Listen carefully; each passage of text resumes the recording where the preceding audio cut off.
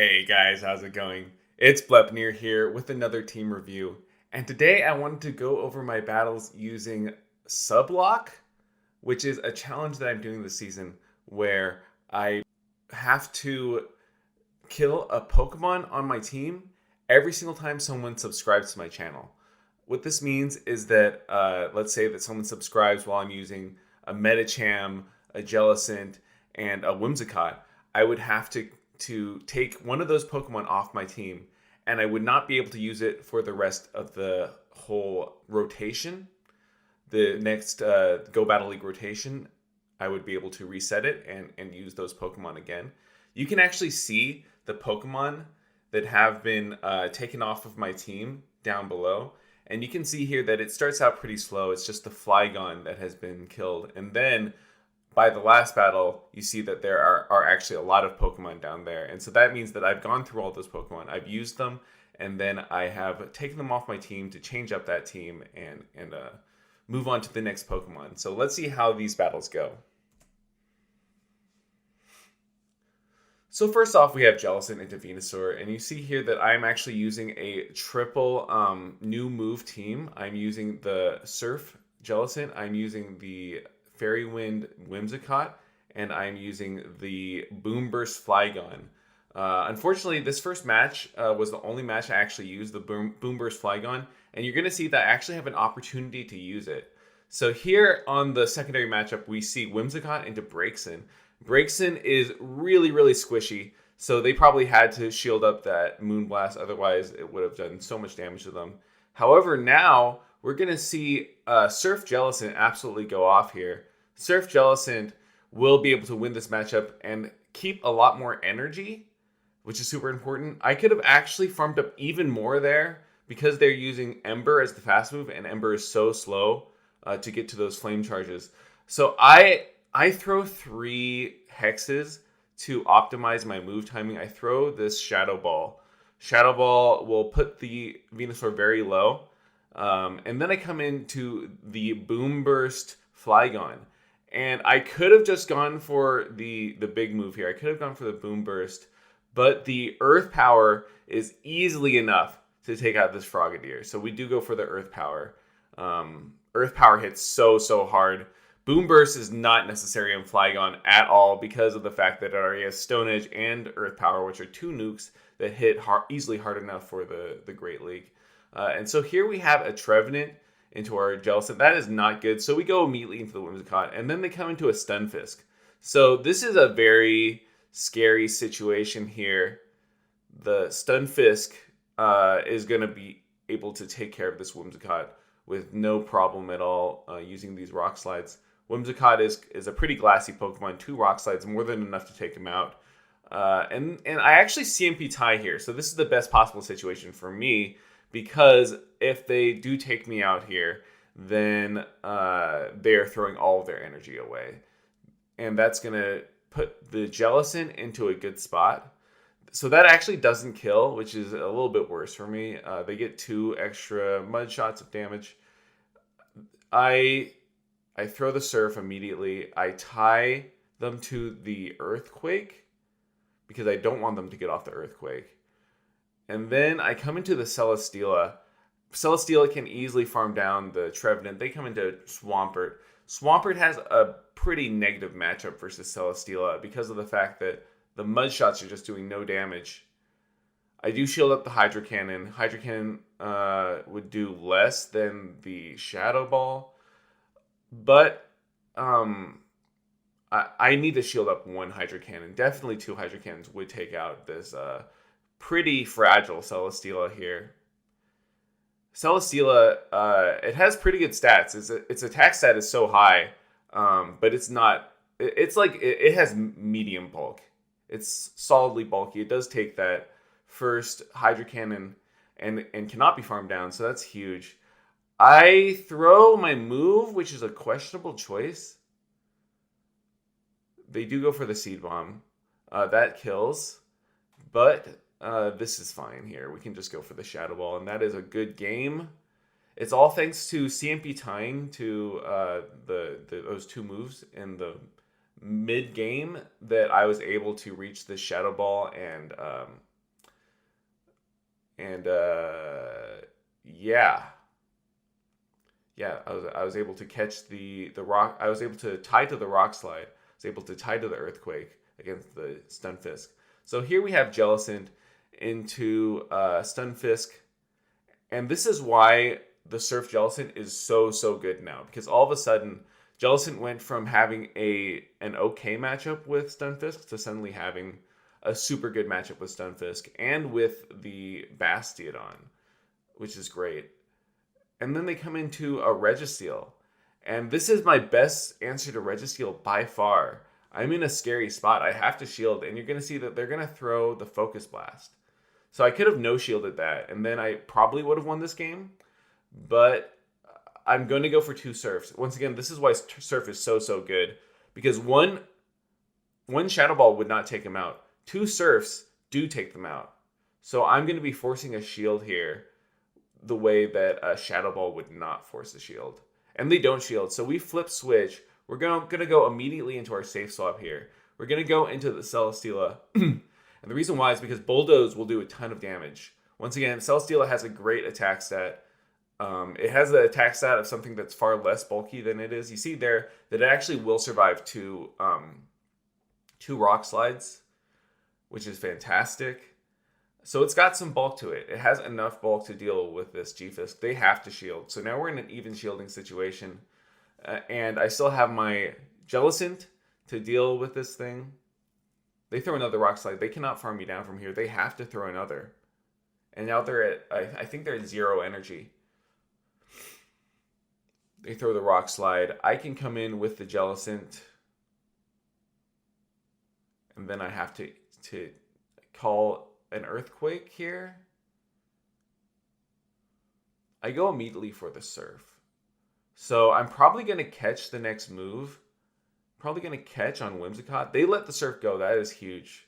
That is absolutely huge. Yeah, so Surf it's just such a fast charging move now with Hex. You can get to the Surf so quickly. Get to it at after 4 hexes the first time, and then 3 hexes the next 2 times. It's beautiful. And you see here that they have the Swampert in the back. I was worried that they would have a Sludge Wave. Even an Earthquake would have done a lot of damage there. But Hydro Cannon is not going to be able to do it. We throw the Grass Knot. We're going to charge it up to a Nice, just because I'm curious to see if a Nice takes him out. And you see here that a Nice charge amount does take him out. Maybe I could have taken them out if I had only pressed a few bubbles. If I had no bubbled it, I don't think that I would have taken them out. And so here we have a very negative matchup. Let's see how we play this out. We go into the Celesteela, and they're not switching out, which is scary because this is a hard counter matchup for me. I will shield up the Thunderbolt here. They go for a Surf, which is completely fine by me. They're actually going to go for another Surf, which is great because I can easily take this Surf. And then I do something really stupid here. I throw the Bulldoze onto the Noctowl, and that is so bad. That's so much energy gone to waste. I could have thrown like 4 Body Slams instead of 2 here. You're going to see I'm only going to get to 2. Oh, I don't even get to 2. I get to 1. That's so bad. That is awful. But once again, Surf is really nice here. Surf will probably take out this Noctowl. They go for the Sky Attack. That's amazing. They don't go for the Shadow Ball. This could be the Shadow Ball here. I'm still going to call it. I'm going to call straight Sky Attack. They do go for the Shadow Ball, but I do make it to the move. This is huge. This will probably take out the Noctowl or leave them with a farmable amount of health. That is a farmable amount of health. I go into the Whimsicott. They have something that's hard countered by Whimsicott in the back. So this is why Whimsicott is so amazing in the back. I saw so many Lanturns in the back, and I saw a lot of Metachams in the front. And so Whimsicott just absolutely core breaks that. And so does so does the Jellicent in the front. The Jellicent in the front being very good against Metachams in the lead. Whimsicott is Usually they have a flyer in the back, but if you can bait out the flyer, then Whimsicott is in a very good spot here. And I think that this is a good game. I think I can just sweep here. Yeah, they have the Medicham in the back, so this is kind of insane, right? I get hard countered on the lead, I get hard countered on the swap, and they also caught the bulldoze, but I'm still gonna win this one. They're gonna throw the power up punch. I'd shield it anyway because you're gonna see here that these counters get me incredibly low, so it doesn't matter because I'm gonna get to this Moonblast in 4. Kind of insane. I don't even need to CMP tie. I could have potentially CMP tied to the next power punch, but there was no need to because that Moonblast takes out the very bulky Medicham, and that is a good game. Next up, we have Jellicent into Trevenant. This is a terrible matchup once again. Let's see what we want to do. The Moonblast Whimsicott is a sort of a neutral matchup versus them, but they make a horrible mistake here. They go into this very negative matchup. I will not be able to take out the Lantern with this one Grass Knot. I won't be able to farm down either. I probably will get to 100 energy and then maybe undercharge. I'm going to get to 100 energy here for sure, right? I don't want... Okay, all right, never mind. I was just getting worried because I would rather have a bunch more health on the Whimsicott than take a charge move and potentially put myself into farm down range. I want to get off this Moonblast onto the Noctowl. The Moonblast does so much damage. And I don't get to the Grass Knot, which is terrible. I go into the Jellicent, and this is really going to hurt. This might be a mistake here to no-shield the Shadow Ball. It does hurt. It doesn't put me into farm down range yet. This Sky's Hack will not take me out. But I'm in a bad spot. It does take me out. I have to sweep with Celesteela. Let's see what's in the back. Yeah, so they were going to get to the Shadow Ball if I did one more Air Slash, which is why I throw the Body Slam here. And they have the Trevenant in the back, of course. Yeah, I forgot. This is okay, actually. And the reason why is because I can call this as a Seed Bomb. This is the most likely time that they would Seed Bomb, is in the beginning. And now this is a good game. I can just farm all the way down. A little bit risky, you know, they could have gone straight for the Shadow Ball, but I think that they knew that they had to bait. I had to basically shield both their baits, and then they could have gone to the Shadow Ball, and so I decided to no-shield the first one. And this is why Jellicent is so great, because I saw a ton of Medi leads. It makes sense. A Medicham lead is one of the safest leads out there. It's got the fast move pressure. It's got the charge move pressure. But they actually catch onto a Lantern, which is totally fine. I'm so glad that they brought in their Lantern, and I can completely wall it with the Whimsicott. They have a Water Gun as their fast move, which means that I can just tank this first Surf, or Thunderbolt, that's fine. And then I can farm down. I leave with a Grass Knot. Let's see if they bring in a Flyer. They do bring in the Flyer. They bring in a Pidgeot, which is much better for me. The Celesteela has a much better matchup with Pidgeot than it does with Noctowl. Noctowl and Pidgeot, insanely common in the current meta. And the Celesteela deals with both of them pretty well. So they actually are going to shield this move here. And them shielding the move really sealed the game for me. Yeah, them shielding. And then I can just no-shield this Ice Punch. Maybe they throw a Power Punch. Yeah, Power Punch does nothing. I come into the Jellicent, and I think that they're going to go straight Power Up Punch here. I no-shield because I know that this is not enough for a Psychic.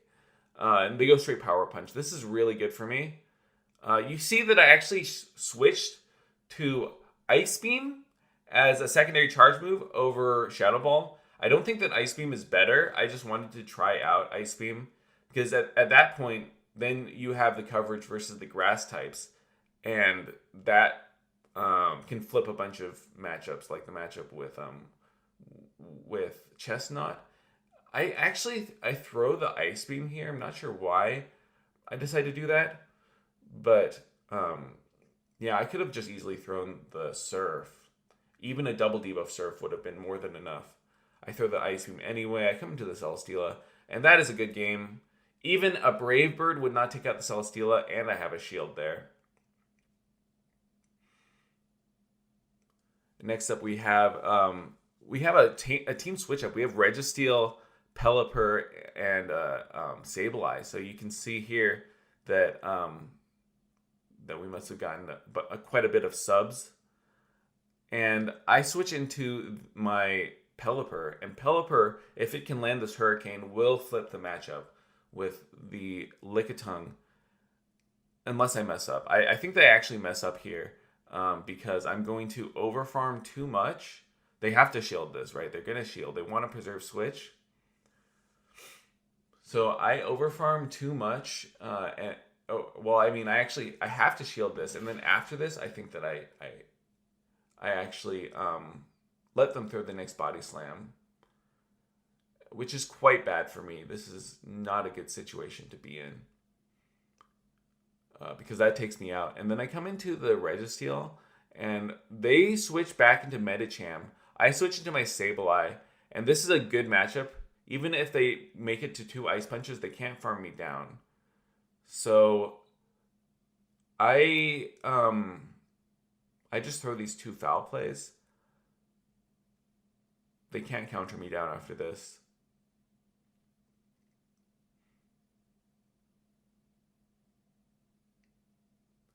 Yeah, so I throw this first foul play. I'm going to undercharge a little bit so I can get a couple more Shadow Claws.